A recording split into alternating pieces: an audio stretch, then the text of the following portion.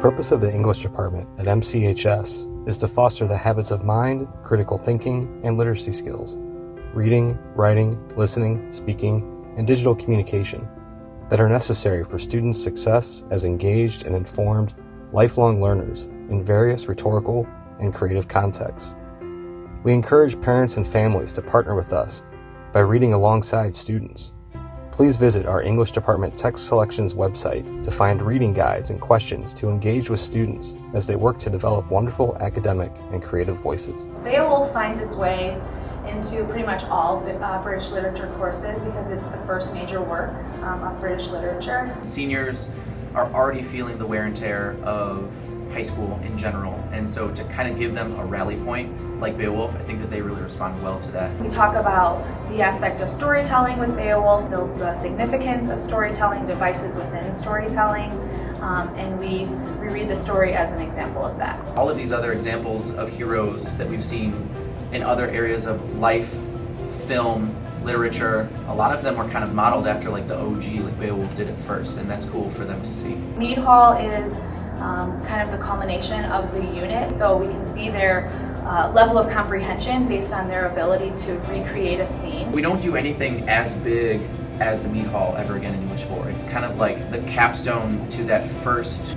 unit of their English 4 senior year high school career. So they create a scene that could either work as a deleted scene in Beowulf, or like an additional scene, or an untold story of another warrior or a potential monster. And it also gives them a chance to really try to commune, to interact with the content. You get to pick your project, you get to kind of like design what you want to represent from the unit. The students in Mead Hall become the bards. They are the storytellers. They create a story and share that with the class. Seeing them write these narrative style pieces with, so much creativity, they've blown me away. They're using figurative language devices that they've never heard of before up until this point. They're not only able to show me that they can do that, but they do it in such a way where it sounds like it was pulled right out of the text. And Beowulf is a really great communication tool for overcoming adversity, for triumph, for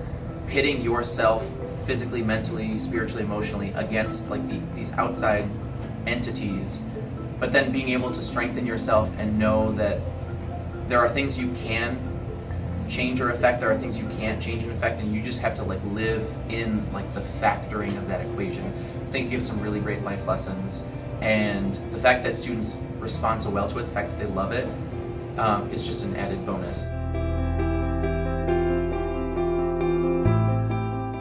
The brave Geats, now led by the mighty Wiglaf, successor of Beowulf, rode back to their kingdom with heavy hearts for their fallen lord. Many nights passed in sorrow and silence before the enthronement of the rightful heir to the Geatish throne. Wiglaf was crowned king. In the time of mourning the loss of Beowulf, word was sent to the Geats' most mighty foes, the Swedes. A Swedish messenger burst into the main hall, out of breath from his hasty approach. The messenger spoke. My lord Thror, I have word from Geatland.